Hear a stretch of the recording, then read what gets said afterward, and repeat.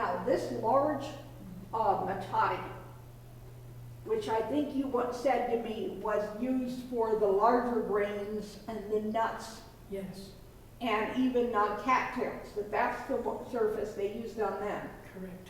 And that would have to be cached, because you couldn't move that from camp to camp. No, you have to hide it out. And what people do to hide out a wonderful thing like this, because it takes a terrible amount of work to make it, Yes. you tip it upside down, you put other rocks that you know don't belong there, and people just walk by, okay, that's nice, and they don't think anything about it. But let's say it's Sally Paiute, she says, oh, there's my Matata, because it's sitting beside basalt, obsidian, and some granodiorite. So she might have been told where it was cached, but as I recall, you told me you found this toward the end, and a caterpillar had already turned the ground over. Yes, And there it was, you practically pulled it out from under the blade. exactly. But there's a smaller Matata here. What was that used for?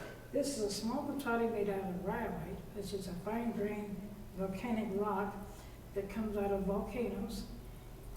Yes, fine grained because now you can make fine grained paint pigment out of it, in it, because you have a little ball of pigment down here called malachite and azurite, so you can pulverize it with this mono here. This mono has a great amount of fiber to it, or texture to it, and you can grind it down. And so what's nice about that is you can take any part of this and break it down and pulverize it to a nice powder, face powder fine. Yeah, it would work. We've got Matatas here, 2 of them. And then the tools you use on them are the monos. Yes. But before we go on, there's that axe head down there. Now, I know you didn't find it with the handle beautifully done. You No. put that on, didn't you? Well, see, I constructed the handle and got some real sinew and some real, what they call Indian glue, which is the stuff you make out of horns. You boil the horn down and it's gluey and sticky, and it's so gluey and sticky that you can take the sinew and all the material and wrap it around the axe head and around the handle, and when it dries, it shrinks down. And shrinks down so good that it draws all the parts together into a nice gluey ball, and it's hard. But you couldn't have made it if you hadn't found the axe head. That's correct. That was what was up there. And on this next one, we have the projectile points. And we have the digging tools, which always fascinate me, because the Paiutes were called digger Indians at one time. That's right. The projectile points, what are these made of? This is, Well, these are special materials. This is mahogany obsidian. okay, now you're over in there where the Atwell stones are. Yes. And they practice Atwell work And for Celebration people Park. up there at Celebration Park. That's right. But the projectile points in the middle, say Flint and those Church. are made out of agate. Oh, Those are especially hard. And this one in the middle that's got on the little stand is a piece of agate that's been napped into a point. And this point here is also napped out of a tough agate. And you can hold it up and see through it. I have found agate that I could see through. And this next shelf, these are very much tools as I look at it. Bone and antler over there. Yes. Actually, you said that's not bone, but that's for working with bone? Yes. These tools are hard enough to cut through the bone and carve it without breaking down. They can keep an edge. Things like this are very important because you can't get that kind of working surface out of basalt. You have to have agate or a very hard flint called chert.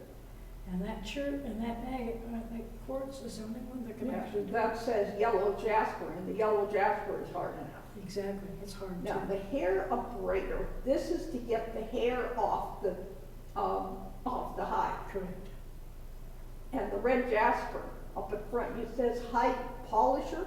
Mm-hmm. So you're using the jasper then to get a surface. See, when the hide is still in process, it has a rough surface to it, and you have to take a small amount of abrading material, like cornmeal or some other soft material, and rub it into the hide with that polisher. And that takes the wrinkles out of the hide, because if you're gonna make moccasins out of it, you don't want any kind of wrinkle to develop in your moccasin when you're walking.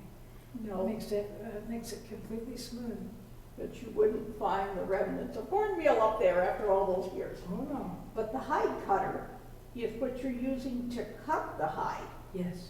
as you're working with her, either making moccasins or clothes What you do is you or a backpack you type. put your footprint down on the hide, you draw around it, and you cut it out with that hide cutter. And that's how you do it. What cobblers have done for years. You have a thumb knife as you're working, which says yellow jasper, and in the back we have a thumb knife of opal. Yes. But is opal that hard? It is for very, very small things, like internal organs that they use for very small objects that are sacred. I'll give you an example.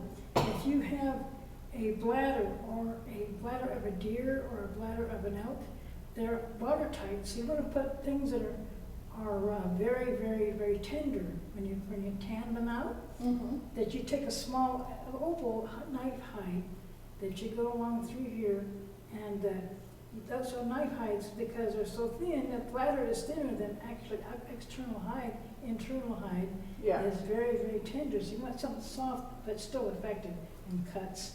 So, and what they call a knife hide, in Indians call it, because it's internal, it's softer. You have to take a small knife like that that's delicate, and you tan the hide up with that. And yeah, that would work with an opal, because that is a little softer. Correct. But